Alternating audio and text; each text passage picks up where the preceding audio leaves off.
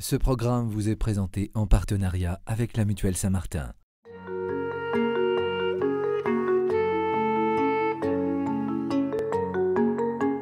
Grandma, c'est la maman de maman.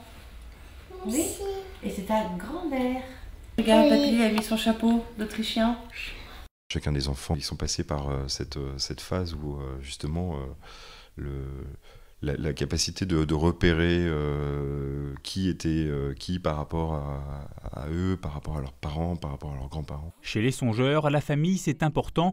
C'est même le lieu essentiel pour comprendre ses origines. Ça leur permet de trouver leur place et de mettre ces liens aussi entre eux et ces personnes. C'est jamais une question directement d'où je viens.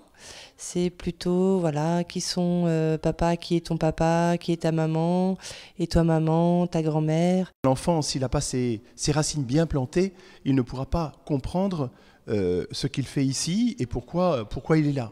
D'où l'importance pour les parents de transmettre très vite aux enfants ses racines. D'où je viens, voilà. Ma famille, qui elle est-elle? L'ami grand-père, moi, Paul-Louis, Fériol, Constance. J'arrive pas trop à comprendre comment on fait pour... comment ça s'est passé pour faire une famille. Sur la conception, évidemment, c'est vrai qu'on n'y coupe pas. Sur la question d'où je viens, je pense que c'est peut-être moins systématique, on ne l'est pas forcément bien préparé. C'est quand même une question un peu philosophique qui peut un peu déstabiliser. Pour qu'une famille puisse arriver à aborder cette question, on prend le temps de s'asseoir ensemble, quand on a les occasions par exemple de feuilleter un album de famille, de montrer que papa, maman, ils ont été aussi des petits-enfants. Pour que l'enfant lui-même puisse s'inscrire dans cette suite. Il faut trouver des petites occasions.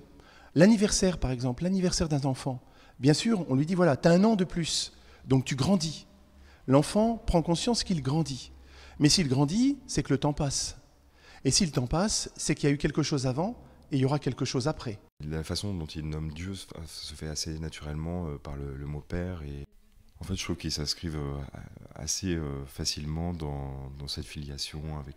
Ils le font parce que ce sont des repères à l'instar de ce qui se passe dans leur famille naturelle, comme des jalons sur leur parcours de foi et puis des modèles aussi dans l'amitié qu'ils nourrissent pour Dieu. La famille n'est pas simplement que la famille humaine. Elle s'inscrit aussi dans une autre dimension, une dimension plus communautaire. Où trouve-t-on cela déjà?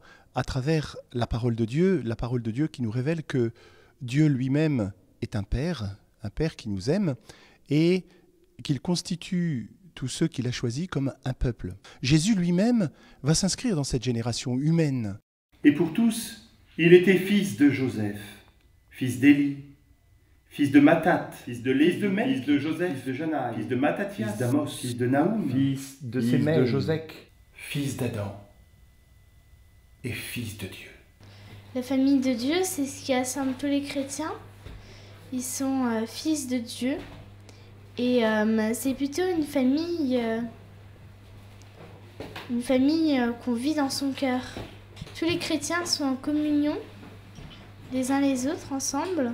J'ai l'impression qu'ils le comprennent beaucoup plus aisément et ils l'intègrent beaucoup plus facilement dans leur foi que pourrait le faire un adulte qui va se reposer des questions sur ces dimensions, sur ces sujets et sur son lien justement avec ceux qui l'ont précédé dans l'amour de Dieu. Pour la famille songeur, aucun doute, on est d'un amour qui trouve sa source en Dieu. Pourtant, au quotidien, des questions persistent. Comment mettre à profit cet amour reçu et comment transmettre le sens de la vie? La famille, c'est un bon lieu pour apprendre l'amour, à mon sens, parce que c'est comme un petit laboratoire de la société finalement. L'amour des parents aussi peut être un témoignage pour l'enfant, donc c'est vrai qu'on a un rôle assez important. Et puis la fratrie entre elles aussi peut apprendre l'amour par le respect de l'autre, par le pardon aussi, entre frères et sœurs, ou aussi le pardon avec les parents. Un enfant qui ne recevrait pas d'amour va se laisser mourir. Un enfant, même pauvre, aussi pauvre soit-il, s'il a de l'amour de ses parents, il pourra surmonter les épreuves de la vie et arriver à les dépasser. C'est l'amour qui fait dépasser les montagnes. C'est l'amour qui nous fait supporter les difficultés de la vie. Sans amour, on ne peut pas vivre. Eh bien, je crois que la famille est le lieu où doit se vivre le cœur même du message de Dieu, à savoir de s'aimer les uns les autres, comme le Seigneur nous l'a montré, jusqu'au bout. Un amour de don, un amour sans retenue. Regardez les photos. Qui sont la photo là Mamie à la canne, qu'on s'en Et la première mamie à la canne.